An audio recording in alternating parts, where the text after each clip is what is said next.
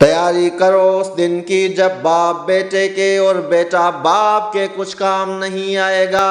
یا ایھا الناس اتقوا ربکم واخشوا یوما لا یجزی والد عن ولده ولا مولود هو جاز عن والده شیئا ان وعد اللہ حق فلا تغرنکم الحیاۃ الدنیا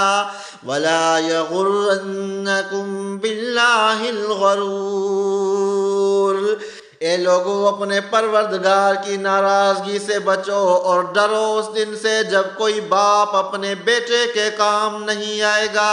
اور نہ کسی بیٹے کی یہ مجال ہوگی کہ وہ اپنے باپ کے ذرا بھی کام آ جائے۔ یقین جانو کہ اللہ کا وعدہ سچا ہے، اس لیے ایسا ہرگز نہ ہونے پائے کہ یہ دنیاوی زندگی تمہیں دھوکے میں ڈال دے، اور ایسا ہرگز نہ ہونے پائے کہ وہ شیطان تمہیں اللہ کے معاملے میں دھوکے میں ڈال دے جو سب سے بڑا دھوکے باز ہے۔